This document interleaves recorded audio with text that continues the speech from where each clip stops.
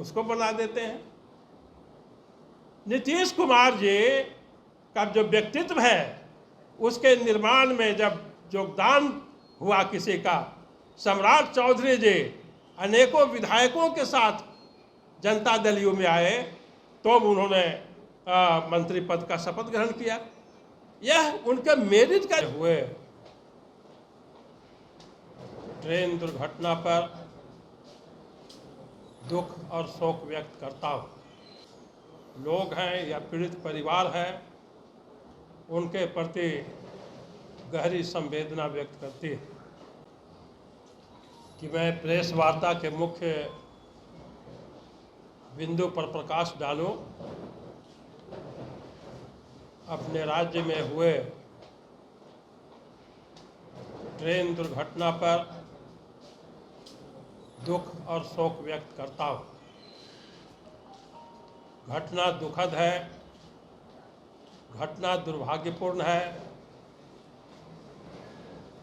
Bharatiya Janata party इस घटना पर अपना दुख प्रकट करती है और जो भी इसके पीड़ित लोग हैं या पीड़ित परिवार है, उनके प्रति गहरी संवेदना व्यक्त करती है। इस शोक संवेदना के बाद मैं मुख्य विषय पर आता हूं और आज का विषय है मुख्यमंत्री श्री नीतीश कुमार द्वारा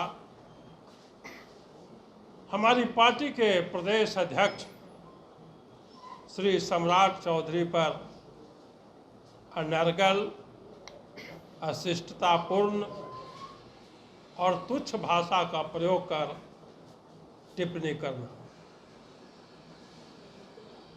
एक प्रश्न के उत्तर में श्री नीतीश कुमार ने हमारे अध्यक्ष पर कल जो टिप्पणी की, वह उनके निम्न स्तर को दर्शाता है। मुख्यमंत्री की कुर्सी पर बैठे हुए व्यक्ति के द्वारा ऐसी भाषा का प्रयोग किया जाना अत्यंत ही निंदनीय है और भारतीय जनता पार्टी इसकी तीव्र शब्दों में निंदा करती है। असल में श्री नीतीश कुमार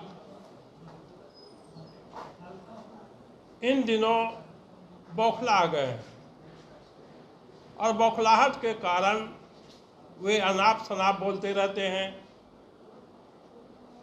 पहले वे राज्य में एक गंभीर नेता के रूप में जाने जाते थे। भाषा की प्रांजलता के लिए, शुद्ध भाषा के लिए उनकी प्रशंसा की जाती थी। लेकिन इन दिनों उनकी कार्रवाइयाँ और राजनीतिक गतिविधियाँ तो निम्न स्तर की हो ही चुकी हैं, भाषा में भी काफ़ी गिरावट है और इसीलिए हमारे प्रदेश अध्यक्ष जी के प्रति कहा कि ऐसे लोगों को एक वचन का प्रयोग किया।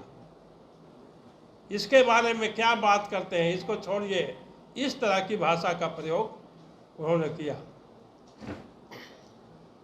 यह और भी दुखद है कि सम्राट जी पर टिप्पणी करते करते वे सम्राट चौधरी जी के पिताजी आदरणीय श्री शक्नी चौधरी जी तक पहुंच गए और उन पर भी उन्होंने टिप्पणी की। आप जानते हैं कि मैं नीतीश कुमार के साथ 80 के दशक से काम कर रहा हूं और 1987 ईस्वी में जब वे युवा लोक दल के अध्यक्ष थे बिहार के, तब मैं उनके साथ उनकी कमेटी में महासचिव था। इसलिए मैं उनको अच्छी तरह जानता हूँ कि उनका कद कैसा रहा है, शक्नी चौधरी जी का राजनीतिक जीवन कैसा रहा है और सम्राट जी का राजनीतिक जीवन कैसा रहा। नीतीश कुमार जी का कैरियर आज भले ही ऊंचाई पर है, मुख्यमंत्री बने हुए हैं, इसलिए ऊंचाई दिख रही है। बहुत सारे लोगों को ये पता नहीं होगा कि प्रारंभ में श्री नीतीश कुमार का यह कद नहीं था। ये पटना विश्वविद्यालय में छात्र संघ का चुनाव कभी नहीं लड़े या जीते। लालू यादव जीते हैं, सुशील कुमार मोदी जीते हैं, रविशंकर प्रसाद जीते हैं, परंतु नीतीश कुमार तो कभी जीते नहीं। 1977 के जनता लहर में भी जब उनको विधायकी का टिकट मिला वे हरनौत से हार गए। 1980 में लोकदल का टिकट मिला विधायकी का, वो हार गए। 1985 से उन्होंने जीतना शुरू किया। दूसरी ओर शकुनी चौधरी जब से राजनीति में आए हैं, राजनीति में विजेता हैं, और उसके पहले भी वे एक योद्धा रहे हैं। केवल भाषा के तौर पर योद्धा नहीं, बल्कि भारतीय सेना के एक योद्धा रहे हैं। एक सैनिक के रूप में श्री शकुनी चौधरी ने भारत की तरफ से 1962 का युद्ध लड़ा, 1965 का युद्ध लड़ा, 1971 का युद्ध लड़ा। कितना शानदार कैरियर है कि भारत माता के लिए उन्होंने 1962 से लेकर के 71 तक के अपना खून पसीना बहाया, और जब राजनीति में आए तो 1985 से लगातार जीतते रहे, बना दिया। बीच बीच में और भी हमने कई बार ऐसा देखा कि फलाने को तो ये कर दिया, फलाने के तो ये कर दिया। ऐसा लगता है मानो हर एक कोई का राजनीतिक जीवन उन्होंने ही प्रारंभ किया। नीतीश कुमार को यह बताना चाहिए कि उनको कोई मदद किया कि नहीं किया। क्या वे बगैर किसी के मदद के इस ऊंचाई तक पहुंच गए हैं? क्या सम्राट चौधरी जी का या श्री शकुनी चौधरी जी का उनके प्रति या उनकी पार्टी के प्रति कोई योगदान नहीं था कि उन्होंने बनाया? और अगर कोई योगदान नहीं था और फिर भी बना दिया, तो इसका मतलब है कि नीतीश कुमार अपनी पार्टी के जो ओरिजिनल और वफादार कार्यकर्ता हैं उसकी उपेक्षा करते हैं, और जिसका कोई योगदान नहीं है उसको बना देते हैं। नीतीश कुमार जी का जो व्यक्तित्व है उसके निर्माण में जब योगदान हुआ किसी का, सम्राट चौधरी जी अनेकों विधायकों के साथ जनता दल यू में आए तो उन्होंने मंत्री पद का शपथ ग्रहण किया। यह उनके मेरिट का योगदान था, न कि कोई हथौड़ा उन्होंने बना दिया। उसके पहले वो राष्ट्रीय जनता दल में मुख्य सचेतक थे। तो नीतीश कुमार जी हमारे अध्यक्ष के प्रति अनाप शनाप करना बंद करें। नीतीश कुमार, अब मैं कुछ नाम लेता हूं। नीतीश कुमार के साथ ये नीतीश कुमार का उदय कैसे हुआ? ये जनता दल में थे और 21 जून 1994 को 14 लोकसभा के सांसदों के साथ उन्होंने जनता दल तोड़ा और एक अलग गुट जनता दल जॉर्ज बनाया, जॉर्ज फर्नांडिस के नेतृत्व में। उस 14 एमपी में कौन कौन थे? नीतीश कुमार तो एक थे।